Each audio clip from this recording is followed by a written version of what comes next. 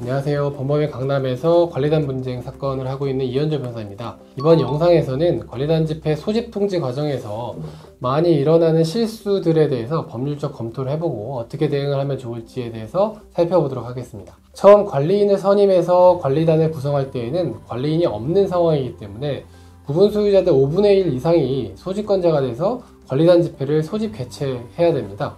이렇게 구분 소유자들 5분의 1 이상이 모여서 직접 관리단 집회를 개최하는 경우에 5분의 1 이상의 구분 소유자들에게 소집 동의서를 받고 그리고 나서 소집 통지서를 발송하게 됩니다. 그런데 이때 흔히들 소집 통지서에 관리단 또는 관리단 준비위원회라고 기재하거나 아니면 아예 소집권자가 누구인지 기재하지 않는 경우가 꽤 많습니다. 그러나 결론부터 말씀을 드리면 소집권자인 구분 소유자들 전체 명단을 꼭 소집 통지서에 첨부하셔야 됩니다.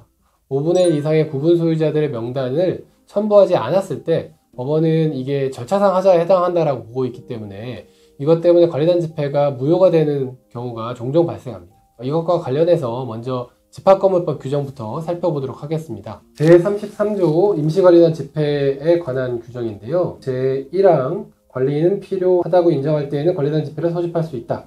관리인이 있을 때는 관리인이 소집할 수 있다는 것입니다. 그리고 제4항을 보면 관리인이 없는 경우에는 구분 소유자의 5분의 1 이상은 관리단 집회를 소집할 수 있다. 이 정수는 규약으로 감경할 수 있다. 라고만 되어 있습니다. 보신 것처럼 구분 소유자 5분의 1 이상이 직접 소집권자가 돼서 관리단 집회를 개최하는 경우에 소집 통지서에 그 명단을 첨부해야 되는지 말아야 되는지에 대해서는 집합건물법이 정하고 있지 않습니다. 그런데 이에 대해서 법원은 어떻게 보고 있는지 한번 살펴보도록 하겠습니다. 대전고법 판결인데요. 밑줄 부분을 보시면 통지를 받은 구분 소유자들이 그 집회가 적법하게 소집된 것임을 알 수 있도록 집회 소집에 동의한 5분의 1 이상의 구분 소유자 전부의 명의로 소집 통지를 하거나 구분 소유자로부터 소집의 위임을 받았다면 최소한 위임자의 명단을 첨부해서 각 구분 소유자들에게 개별적으로 통지해야 한다. 따라서 집회 소집에 동의한 구분 소유자들을 표시하지 않은 채 집회 소집에 동의한 구분 소유자 중에 대표자 1인이 단독 명의로 소집 통지를 하게 되면 5분의 1 이상의 구분 소유자들이 적법하게 소집하였다는 사정을 알 수 없기 때문에 적법한 소집 통지가 아니다. 이렇게 보고 있습니다. 방금 본 대전고법 판결이 주류적인 판례의 태도입니다.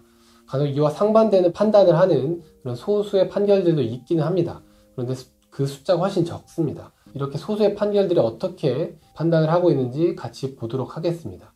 이번엔 수원지법 판결인데요. 채무자들이 5분의 1 이상의 구분 소유자 전부의 명의로 소집 통지를 하지 아니한 채 소집 통지를 한 것이 집합건물법에서 정한 소집 절차를 위반한 것이라고 단정하기 어렵고 설사 위반한 하자라고 하더라도 그런 하자는 이 사건 결의를 취소할 정도에 이르지 않은 아주 경미한 하자다. 이렇게 판시한 판결도 있습니다. 그 이유에 대해서 설시하고 있는 내용도 같이 보면요. 집합건물법은 제33조 제4항에서 관리인이 없는 경우 구분 소유자의 5분의 1 이상은 관리단 집회를 소집할 수 있다고 규정하고 있을 뿐이고 위 조항에 따른 관리단 집회 소집 통지를 함에 있어 5분의 1 이상의 구분 소유자 전부의 명의로 소집 통지를 해야 된다라는 소집 통지 절차를 구체적으로 정한 규정은 없다. 그래서 그 전부 명의를 기재하지 않고 소집 통지를 해도 괜찮다. 이렇게 본 것입니다. 이렇게 상반되는 판결이 존재하는 이유는 첫 번째로는 이 부분에 대해서 집합건물법이 구체적으로 정하지 않고 있고 그리고 대법원이 정면으로 판단한 사례가 없기 때문입니다.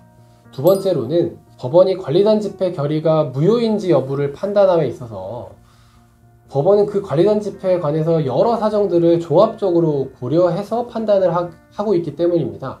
즉 단순하게 어떤 하자가 존재한다고 해서 또는 어떤 특정 요건을 결여했다고 해서 기계적으로 또는 필연적으로 그 집회는 무효다 이렇게 결론을 내리지 않습니다. 만약 재판부가 여러 사정들을 종합적으로 봤을 때 결과적으로 해당 관리단 집회를 유효라고 보는 것이 타당하다고 판단한다면 소집 통지서를 첨부하지 않은 것을 하자라고 보지 않을 수도 있고 하자에 해당한다고 보지만 매우 경미해서 취소 사유에 해당하지 않는다고 볼 수도 있습니다. 그리고 또 하자여서 취소 사유에 해당하지만 중대한 하자까지는 아니다. 그래서 무효 사유는 아니다. 이렇게 볼 수도 있는 것입니다. 즉 법원은 소집 통지서에 소집권자인 구분 소유자들 명단이 첨부되지 않았다고 하더라도 제가 이제 설명드리는 이런 여러 사정들을 고려해서 이 관리단 집회가 하자가 있는지 그리고 취소 사유인지 무효 사유인지를 결정을 하게 됩니다. 어떤 사정들을 고려하냐면요. 첫 번째로는 구분 소유자들이 해당 관리단 집회가 구분 소유자들 5분의 1 이상에 의해 소집된 것이라는 사정을 잘 알고 있었는지, 그리고 두 번째로는 결과적으로 해당 관리단 집회에서 얼마나 많은 구분 소유자들이 참여했고 집계한 결과 안건에 찬성한 구분 소유자들이 얼마나 많은지, 그리고 세 번째로는 소집에 동의한 구분 소유자들이 실제로 얼마나 되는지, 5분의 1을 간 넘는 수준인지 아니면 5분의 1을 넘어서 과반수에 이르는 수준인지 이런 것들을 봅니다. 네 번째로는 관리단 집회 소집 및 개최 과정에서 이 부분에 대해서 어떤 문제제기가 있었는지도 고려를 할 것이고요. 그리고 기타 다른 절차상 내용상 하자는 없는지 이런 것들도 같이 보게 될 것입니다. 이런 사정들을 모두 고려해서 소집 통지서에 소집 동의자 명단을 첨부했는지에 대해서 법률적으로 평가를 하게 되는 것입니다. 그럼 어떻게 대응을 해야 될까요? 이런 순서로 대응을 하시면 좋을 것 같습니다. 첫 번째로는 관리단 집회에 관한 여러 가지 사정들에 대해서 면밀히 검토를 해보고 구분 소유자 명단을 첨부하지 않은 것 때문에 집회 효력에 문제가 생길 것인지에 대해서 전문가와 함께 법률적으로 면밀히 검토를 해보아야 합니다. 아까 말씀드렸던 그런 이제 5가지 구체적 사정들에 대해서 어떤 증거들을 제출할 수 있는지도 함께 검토하실 필요가 있습니다.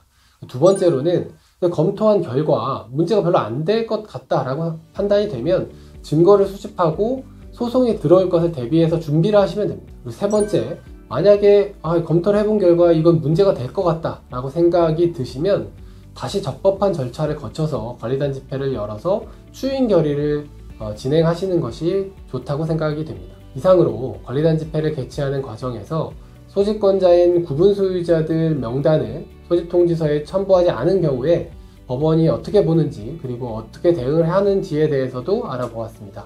감사합니다.